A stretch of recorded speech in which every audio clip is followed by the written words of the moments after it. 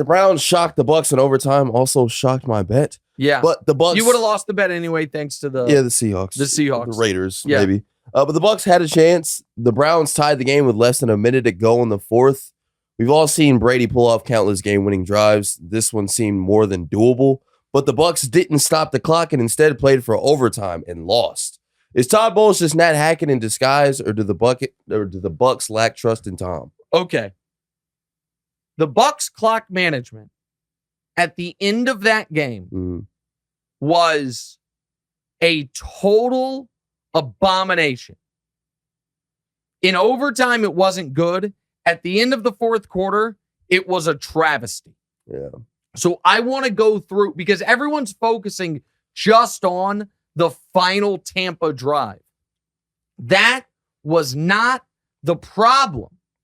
The problem was this. Here's the situation. You are up 17-10. Cleveland has one timeout. That's the key piece of information.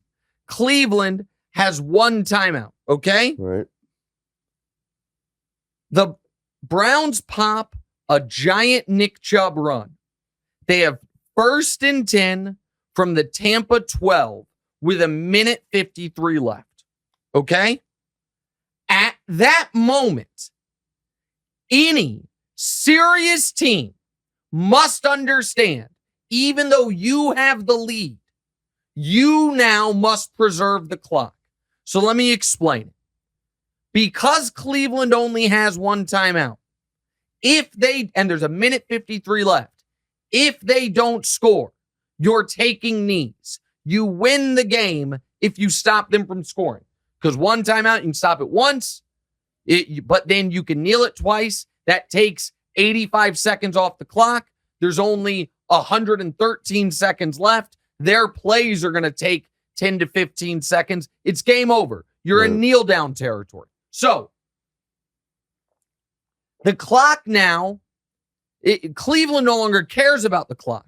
They actually want to use as much clock as possible, because if they don't score the tying touchdown, they've lost either way. If they have all their timeouts or even 2 of their timeouts, it's a different situation. But if you're Tampa, once they get down to the 12 and there's a minute 53 left, you must understand, yes, we want to stop them. But if we don't stop them, we want to have 90 seconds you could have to get a game-winning field goal. Instead, Tampa lets them run 33 seconds off the clock before their second down play. That's at a minute 20. It's an incomplete pass. Okay, now you're real lucky, right? They went incomplete, even though you blew the timeout situation. You still have all three, and there's a minute 20 left. On third down, they throw the ball. They lose a yard. There is now a minute 15 left. Cleveland is in 4th and 10. It's a minute 15. If you call timeout, if you stop them, you're taking knees. The game is over. There's 75 seconds left. You can take 3 knees and take off 80 seconds. Game's over. They let the clock run down to 35 seconds. Cleveland calls their next play. Touchdown. Now you have 32 seconds. And congrats, you have all your timeouts. It's disastrous. Then, to make it even worse, this is what you're talking about. 32 seconds left after the touchback. On first down, you throw it for 1 yard and just let the clock run.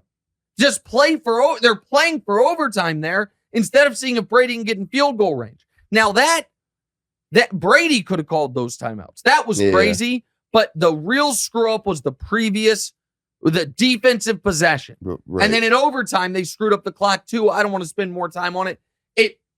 And as an added kick in the gut, in overtime, Tristan Wirfs, your best offensive lineman on an offensive line that has been ravaged by injuries, gets carted off. Right. In what the broadcast described as a gruesome injury. Now, I didn't see it, and hopefully he's okay, but he got carted off and they called it gruesome. That's not great. So I've said Tampa's like a sleeper NFC contender. I really Taking that back. at this point, Bowles was just deer in the headlights. So bad. Brady coming off the bye didn't look that sharp. The Browns stink. Yeah. The Browns stink. They scored an opening drive touchdown and then did nothing for 55 minutes on offense, and you found a way to lose to them. That's a disastrous loss. And I'm not just angry because I had the Bucs -3. That is a disastrous loss. Now, the poll says, will the Bucs win the NFC South? And the poll questions, yes, 75%. I agree with that. And they might even, depending on who the first wild card in the NFC is, win a playoff game still.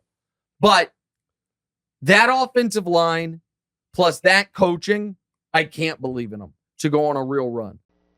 Hey, thanks for watching. Hit the subscribe button to get more from the show, and make sure to click the bell to get notified every time new content drops.